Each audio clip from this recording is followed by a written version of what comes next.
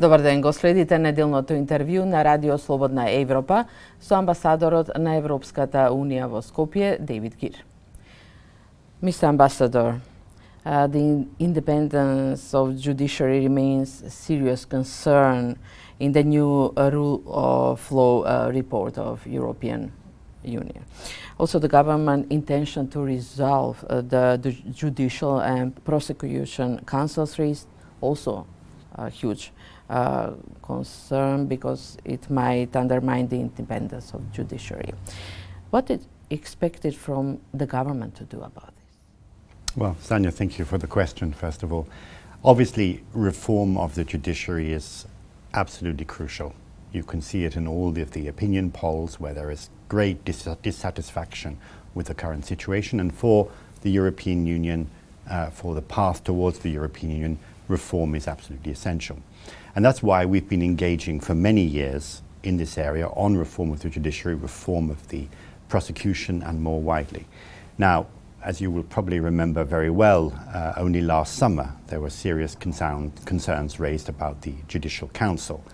And in response to those concerns, we dispatched a team of experts, other judges from EU member state countries, to come here and carry out a peer review of the Judicial Council itself. And they made many recommendations, no less than 40 recommendations, about how to improve the independence, professionalism, and integrity of the Judicial Council.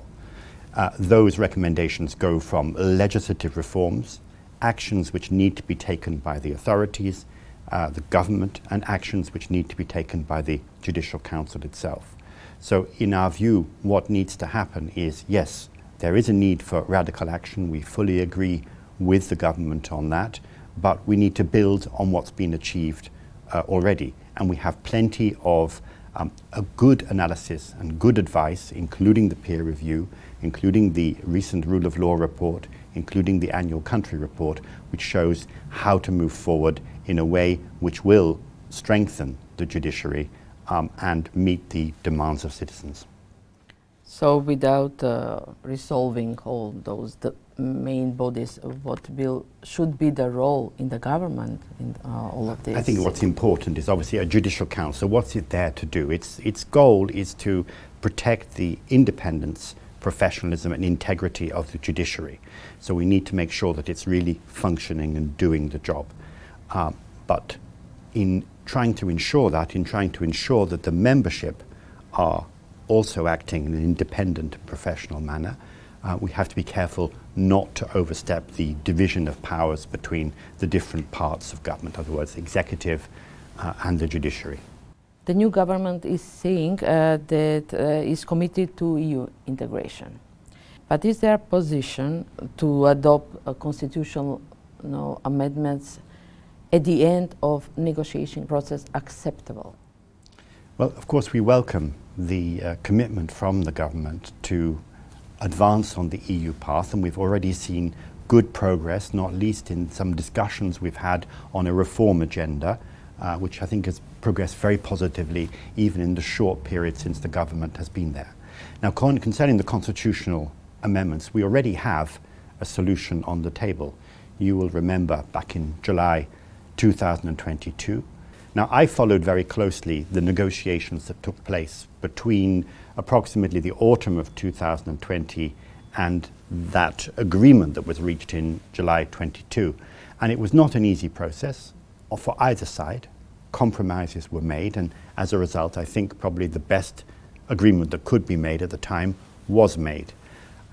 Could this government get a better agreement? I'm personally very doubtful of that. Of course, it's a matter between the two governments, but I'm very doubtful that that could be achieved, and I see no appetite in Brussels to revisit the negotiating framework, which is the basis of negotiations. As I say, there is a solution on the table. It would be good now to advance on that solution. About other issue, we are talking a lot in public, a loan from Hungary of €500 million. Are the government-to-government loans a common practice in European Union? I mean, I can't comment on the specificity of the No, loan about from, the practice. loan from Hungary, as I haven't seen it, and I'm not even sure it's fully concluded yet, so that's a separate matter. But yes, there are examples of member states doing government-to-government loans to third countries, concessional loans direct to the Treasury. It is a practice that exists within the European Union. And how do you perceive the cooperation between the Prime Minister Mickoski and Hungary Prime Minister Orban, or how in European Union is this perceived? Well, I can't really comment on the relationship between Prime Minister Mickoski and Prime Minister Orban. This is a matter, I think, for the two states. We encourage good relations between North Macedonia and all EU member states. There are also about 700 million euros for North Macedonia, but from the EU, from the new growth plan from Western Balkans. The Prime Minister Mickoski said that a reform agenda has already is ready and is supposed to be in Brussels. Are there any answer on that from Brussels? The reform agenda, most of it was negotiated by the previous authorities. And then, of course, the new government comes in and it's suddenly faced with this huge task. Please, can you complete the negotiations in a couple of weeks? Well, I have to say, they met that task very well. They have engaged. Now there'll be further discussions in Brussels with the EU member states, but I'm very optimistic that in the course of the early autumn, all of this will be concluded and we'll be able to begin supporting North Macedonia through the Western Balkans. Like the first amount of money is supposed to arrive in September, We'll 70 million. I mean, we'll have to see exactly the date, but I think it will be arriving early in the autumn once we've been able to conclude everything with the EU member states and gone through the processes that we need to in Brussels. But I'm very confident that we're going to get there very soon. But there are some projects which the new government don't agree with, like the railway to Bulgaria. And they said they will ask conversion of those money for the Corridor 10. Is that possible? Well, let me just correct you a little bit. I'm not sure that they disagree with the principle of a railway corridor to across what we call Corridor 8 towards Bulgaria. They have raised a number of questions about the execution and implementation of what is proposed. It's normal that a new government coming in starts to look at the files, starts to look at what's been agreed, what's being proposed, and raises question. And we, of course, have a very good and open dialogue with them on all of these issues. We fully support both Corridor 8, in other words, with the idea of having a transport corridor running from the Adriatic through to the Black Sea, but we also fully support Corridor 10, that's the north-south corridor linking down to Greece, up to Serbia, Hungary, and beyond.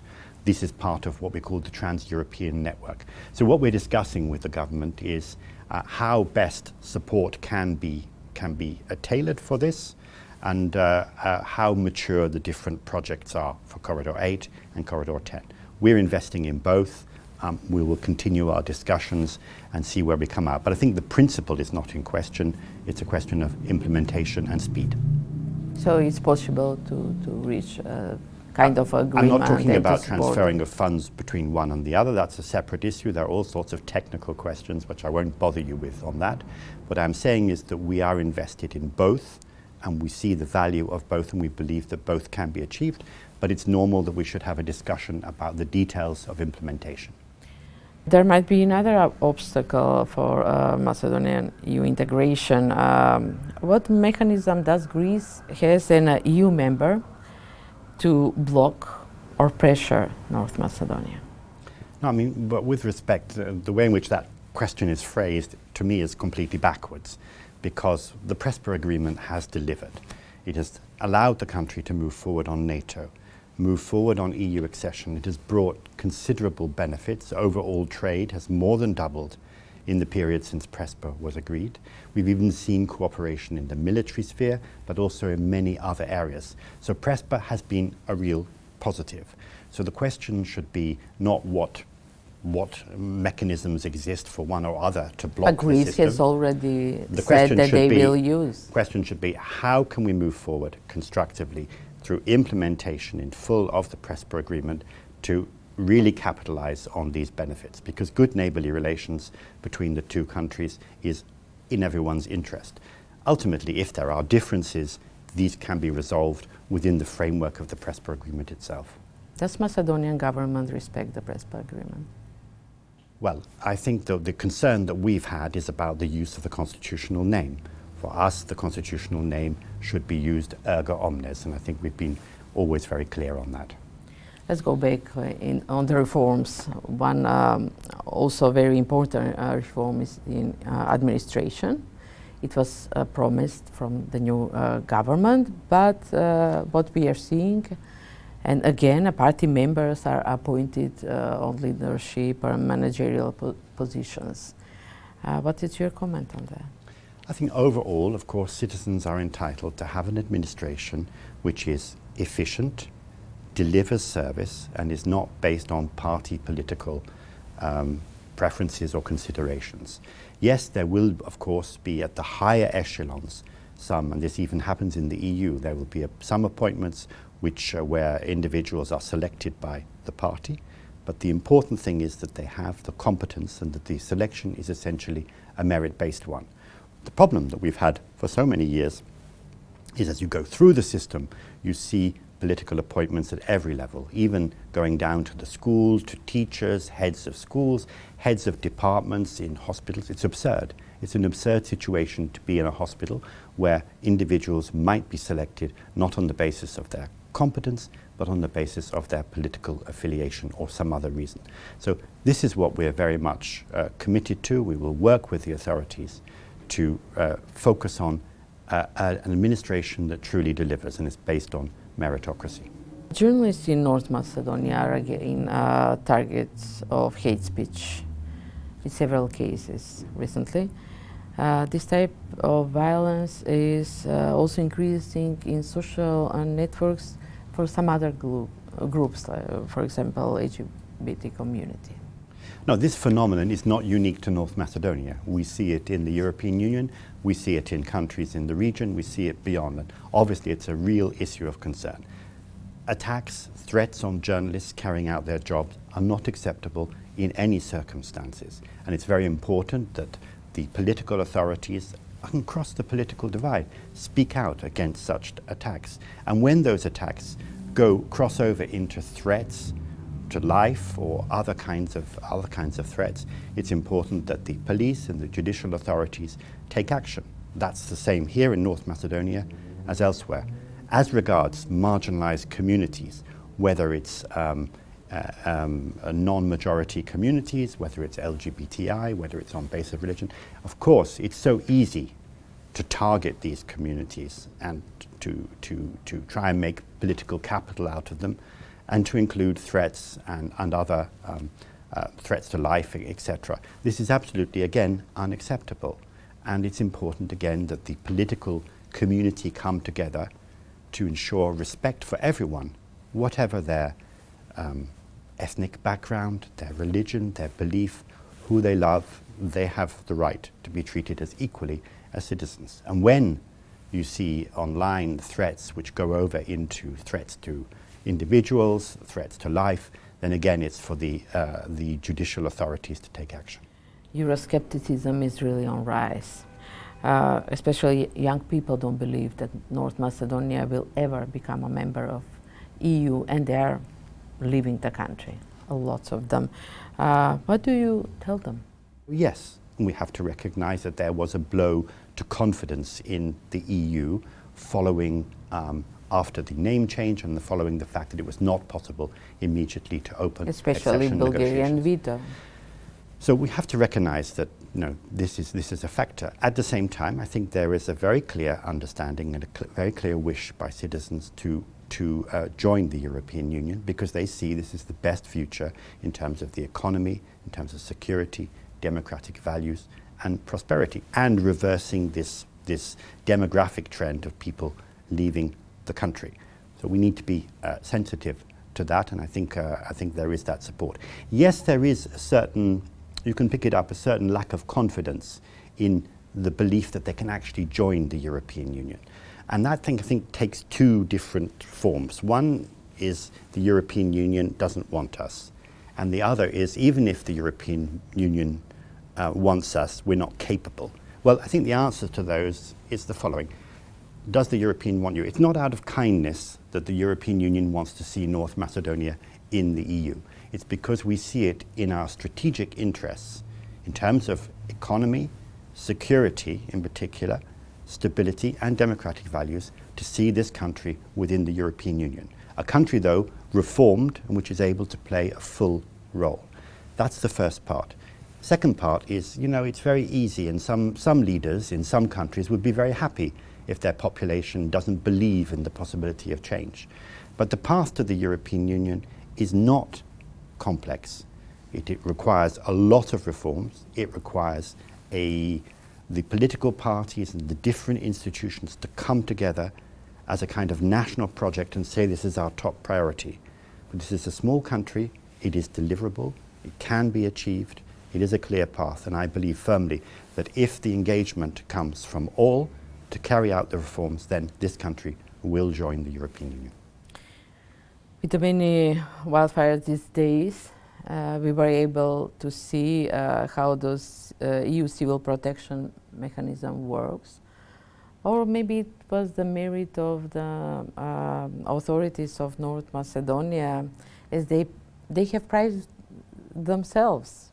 But what was the situation exactly? Well, let me start by commending the incredible efforts of the firefighters, of the army, of all of those who are engaged in combating the fires here. It's a very difficult task, it's arduous and it's dangerous, and they certainly deserve praise. What I'm very happy with is that the EU was able to play a role as well, together with participating states. So we have this thing called the EU Civil Protection Mechanism. It's like a one-stop shop. So when there is a crisis in a country which requires intervention, whether it's here in the Western Balkans or in the EU itself, what the country does is it basically triggers this mechanism, and then all the EU itself, the European Commission in this case, puts out an alert, and it gathers all the different kinds of support that are needed in order to deal with the crisis in hand. Here, wildfires, but it could also be flooding, or it could be the response to an earthquake. So it brings this all together and ensures that response is fast, that there isn't overlap. It actually reduces the costs for the country concerned. So in practice, once the wildfires started here, the government could have done a lot of ringing round, calling all sorts of countries and saying, can you help with this and this and that? Instead, they trigger the civil protection mechanism, and the European Union does the rest together with the authorities. And as a result, I'm very happy of the work that we saw from Slovenia, from Croatia, from Romania, but also Serbia and others who were able to be part of that process. Thank you very much for the interview, Mr. Ambassador. Thank you, and have a lovely summer. Тоа беше интервјуто со амбасадорот на Европската унија во Скопје, Дејвид Гир. Благодарам на вниманието и до гледање.